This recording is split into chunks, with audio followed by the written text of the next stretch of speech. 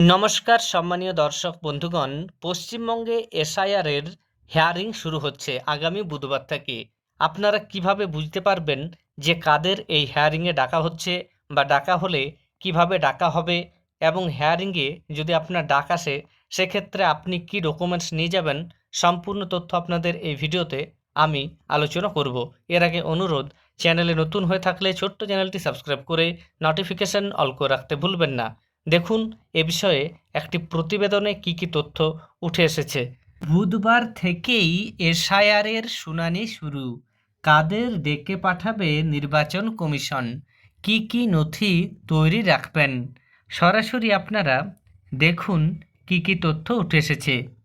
Enumeration প্রক্রিয়া শেষ, এবার অপেক্ষা খসড়া ভোটার তালিকার।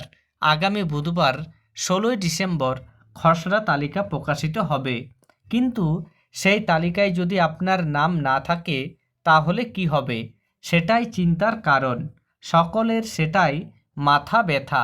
এনমোরেশন ফর্ম ফিল আপ করতে গিয়ে হোঁচট খেয়েছেন অনেকেই। অনেকের কাছেই হয়তো পর্যাপ্ত তথ্য ছিল না, বিশেষত 2002-এর তালিকায় যাদের নিজেদের নাম নেই এবং মা বাবারও নাম নেই বা অন্য কোনো সমস্যা আছে, তাদের ফর্ম ফিল আপ করতে সমস্যা হয়েছে। আরও অনেকেই হয়তো অনেক জায়গায় আটকেছেন। তবুও কমিশনের গাইডলাইন মেনে বিএলওর সাহায্যে যারা ফর্ম জমা করে দিয়েছেন তাদের অনেকের মনেও এখন সংশয়, যদি নাম না থাকে তালিকায়, যদি আবার শুনানিতে ডাকে। যে প্রশ্নগুলি এখন আপনাদের ভাবাচ্ছে, যে হাজার হাজার প্রশ্ন ঘুরছে সোশ্যাল মিডিয়ায়, সেই প্রশ্নগুলির উত্তর নির্বাচন কমিশনের সঙ্গে কথা বলে প্রত্যেকটার উত্তর দেওয়ার চেষ্টা করা হচ্ছে, যাতে আপনাদের কারো দরজায় দরজায় ঘুরতে না হয়। এবার জেনে নিন শুনানি বা হিয়ারিংয়ে কাদের ডাকতে পারে কমিশন, কীভাবেই বা তারা ডেকে পাঠাবে। 2002-এর সঙ্গে 2025-এর ম্যাপিংয়ে যাদের নাম পাওয়া যায়নি এবং যাদের জমা দেওয়া তথ্যে ত্রুটি ধরা পড়েছে তাদেরই শুধু শুনানিতে ডাকা হবে। এনামুরেশন ফর্মের নিচে 2002-এর অংশ যারা পূরণ করতে পারেনি তারা সবাইকেই শুনানিতে ডাকা হবে।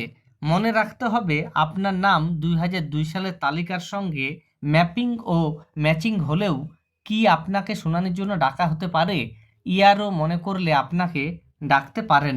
তাহলে বুঝতে পারছেন 2002-এর সঙ্গে 2025-এর ম্যাপিংয়ে যাদের নাম পাওয়া যায়নি বা যারা 2002-এর অংশ পূরণ করেনি তাদের প্রত্যেককেই ডাকা হবে হিয়ারিংয়ে।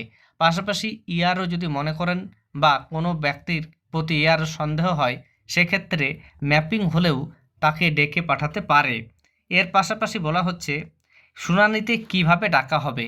নির্বাচন কমিশন জানাচ্ছে বিএলও বাড়ি বাড়ি গিয়ে শুনানির নোটিশ পৌঁছে দেবেন। এছাড়া বলা হচ্ছে আধার কার্ড ছাড়া 11টি নথি কি যার অন্তত একটা আপনাকে শুনানিতে নিয়ে যেতেই হবে।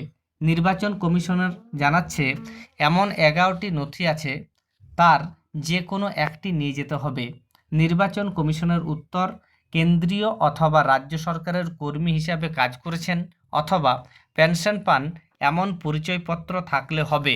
এছাড়া 1987 সালের 1 জুলাইয়ের আগে ব্যাংক, পোস্ট অফিস, এলআইসি, স্থানীয় প্রশাসনের দেওয়া যে কোনো নথি নিলে হবে। বার্থ সার্টিফিকেট, পাসপোর্ট, মাধ্যমিক বা তারপরের শিক্ষাগত যোগ্যতার সার্টিফিকেট, রাজ্য সরকারের অধীনস্থ কোনো উপযুক্ত কর্তৃপক্ষের দেওয়া বাসস্থানের সার্টিফিকেট, ফরেস্ট রাইট সার্টিফিকেট, জাতিগত সার্টিফিকেট, জাতীয় নাগরিকপঞ্জি, শুধুমাত্র অসমের ক্ষেত্রে স্থানীয় প্রশাসনের দেওয়া ফ্যামিলি রেজিস্টার বা সরকারের দেওয়া ল্যান্ড অথবা হাউস অ্যালটমেন্ট সার্টিফিকেট। এই ডকুমেন্টসগুলির মধ্যে যে কোনো একটি আপনাকে হিয়ারিংয়ে নিয়ে যেতে হবে।